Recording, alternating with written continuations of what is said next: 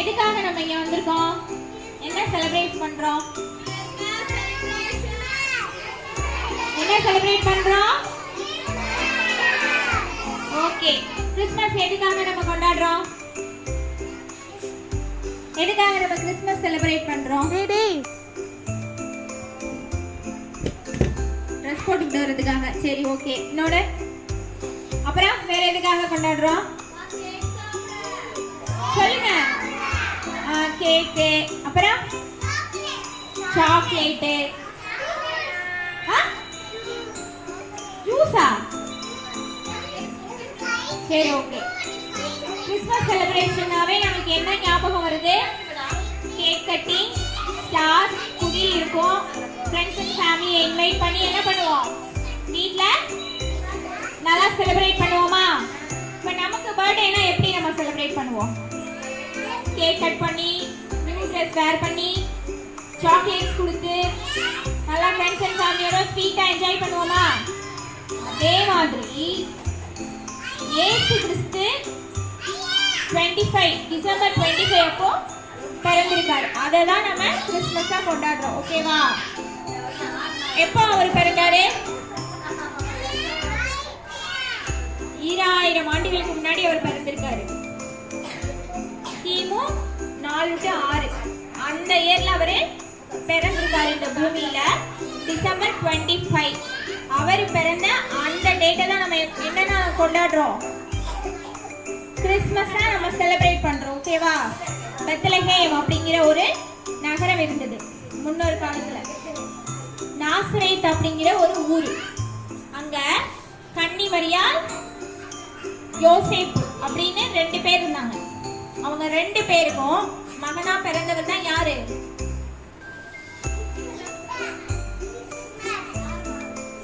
Jesus தான். யாரு மகனா பிறந்தது? ஜீசஸ் பிறந்தாரு. எதுக்காக பிறந்தாரு? எதுக்காக பிறந்தாரு? ஸ்டூடண்ட்ஸ் மட்டும் தான் ஆன்சர் பண்ணணும்.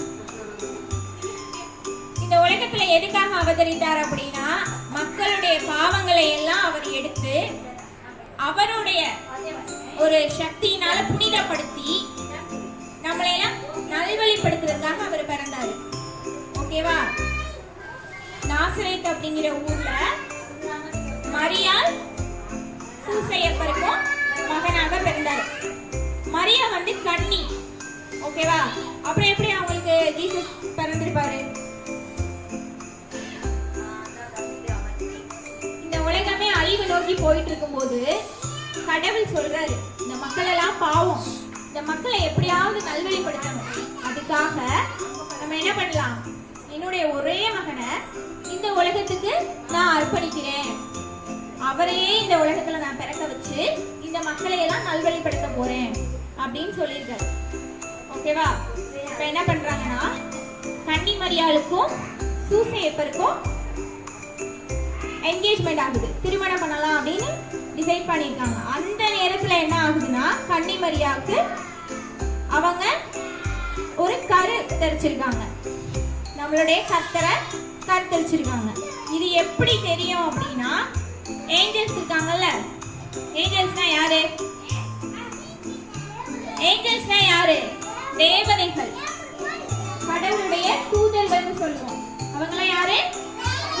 தேவதைகள், கடவுளுடைய தூதர்கள். அவங்க மூலியமா தெரியப்படுத்துறாரு. கன்னி மரியாளுக்கு கனவு மூலமா தெரியப்படுத்துறாரு.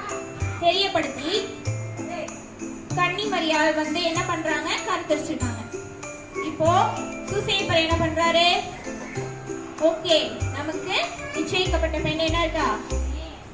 பிரெக்னண்டா இருக்கா. இவ நமக்கு வேண்டாம், இவளை எப்படியாவது நம்ம ஒதுக்கிடலாம். ஆனா அவளை என்ன பண்ணக்கூடாது? ஹர்ட் பண்ணக்கூடாதுன்னு நினைக்கிறாரு. இத கடவுள் வந்து பாக்குறாரு. உடனே என்ன பண்றாரு?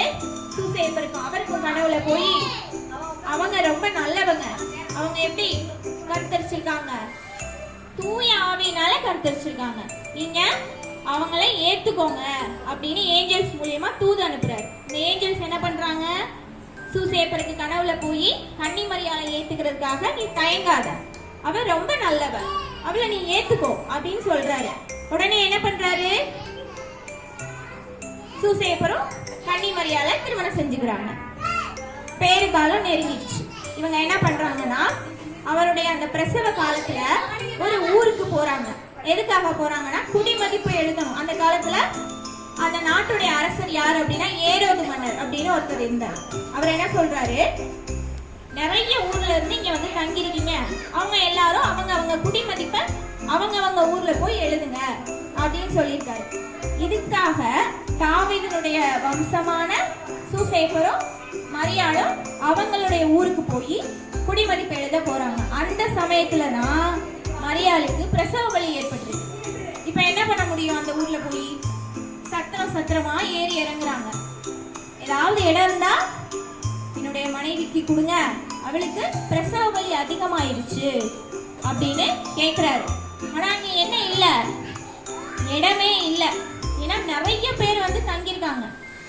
அந்த இடம் ஃபுல்லாயிடுச்சு, எங்கேயுமே இடம் இல்ல. இப்ப என்ன பண்றது? ரொம்ப யோசிக்கிறாங்க.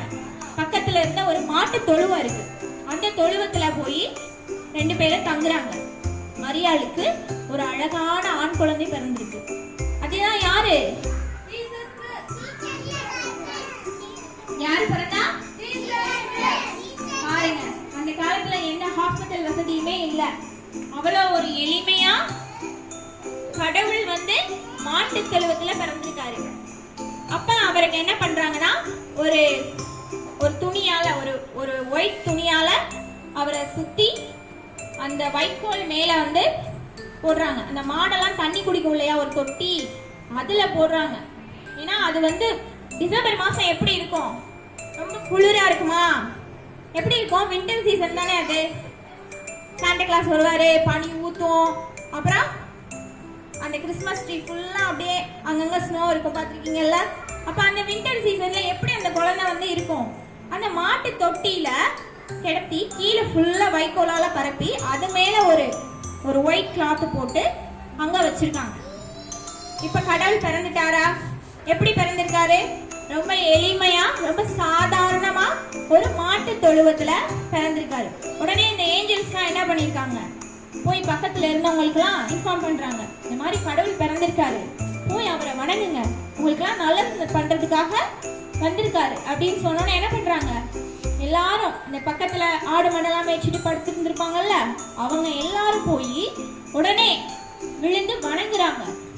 அந்த இடமே அப்படியே பிரைட்டா இருக்கு, அப்படியே ஒரு லைட் போட்ட மாதிரி இருக்கு, அவ்வளோ வெளிச்சம். ஏன்னா அது யாரு? கடவுள். அதனால அவ்வளோ ஒரு பிரைட்னஸ். இப்போ இந்த விஷயம் என்ன ஆகுது அப்படின்னா, பல நாடுகள்ல இருக்க அரசர்களுக்கு தெரிய வருது. அவங்க எல்லாம் என்ன பண்றாங்கன்னா, நம்மளும் போய் ஜீசஸ வணங்குவோம் அப்படின்னு சொல்லிட்டு கிளம்புறாங்க. ஆனா அவங்களுக்கு எப்படி வர்றதுக்கு எப்படி பாதை தெரியாதே. என்ன பண்ணுவாங்க, பெத்லஹேம் நகருக்கு வந்தோடனே அங்க இருக்கிற ஒரு ஸ்டார், ஒரு விண்மீன் வந்து என்ன பண்ணுது அப்படின்னா, உங்களுக்கு பாதை தெரியலையா, நான் கூட்டிட்டு போறேன் அப்படின்னு சொல்லி அந்த குழந்தை எந்த இடத்துல இருக்கோ அது வரைக்கும் வழி காமிக்குது. அது வரைக்கும் அந்த ஸ்டார் வந்து அந்த வானத்திலே அவங்களுக்கு வந்து பாதை காமிச்சுட்டே வருது. இந்த 3 அரசர்களும் என்ன பண்றாங்க அப்படின்னா, அந்த ஸ்டாரோட ஒரு உதவினால அந்த மாட்டு தொழுவத்துக்கு போயிட்டாங்க. போய் தங்ககிட்ட என்னென்ன இருக்கோ, பொன், தூபவர்க்கம், அப்புறம் ஒயிட் கிளாத்ஸ், இன்னும் நிறைய பொன்னாலான ஆபரணங்கள் எல்லாத்தையும் அவங்க வச்சுட்டு என்ன பண்றாங்க, கடவுளை சாஷ்டாங்கமா விழுந்து வணங்குறாங்க. வணங்கி ஆசீர்வாதம் வாங்கிட்டு போறாங்க. ஓகேவா? இப்படிதான் ரொம்ப எளிமையா கடவுள் பிறந்திருக்காரு. எதுக்காக பிறந்திருக்காரு? Spread love. எல்லார்கிட்டையும் அன்பா இருக்கணும். என்ன பண்ணணும்? யாரையும் அடிக்க கூடாது, யார் பொருளையும் எடுக்க கூடாது. நம்ம அப்படியா இருக்கோம்? இல்ல, நீங்கெல்லாம் சொல் பேச்சு கேட்க மாட்டீங்க அப்படிங்கிறதுக்காக கடவுளே வந்து பிறந்து வாழ்ந்து காமிச்சிட்டு போயிருக்காரு. அப்படி நம்ம இருக்கணும். எல்லாருக்கூடையும் அன்பை பகிர்ந்துக்கணும். எந்த சண்டையும் போடக்கூடாது. ரொம்ப அமைதியா இருக்கணும். நல்ல பிள்ளையா இருக்கணும்லாம் சொல்லியிருக்காரா? இதெல்லாம் நம்ம கேட்போமா? என்னைக்காவது இந்த கிறிஸ்மஸ்ல இருந்து இதெல்லாம் நம்ம கேட்டு நடப்போமா? நல்லா படிப்போமா? ஒழுங்கா ஸ்கூலுக்கு வருவோமா? லீவ் போடாம அம்மா அப்பா பேச கேட்போமா? நல்லா படிச்சு நல்லா ஃபர்ஸ்ட் மார்க் வாங்குவோமா? ஓகே. ஓகே, அப்ப இந்த கிறிஸ்மஸ்ல இருந்து நீங்க எல்லாம் இந்த ரெசல்யூஷன் எடுத்துக்கோங்க. எப்படி இருக்கணும் அப்படின்னு எடுத்துக்கோங்க. நல்லா இந்த கிறிஸ்மஸை நல்லா என்ஜாய் பண்ணுங்க. ஹாப்பியா இருங்க. Happy Christmas.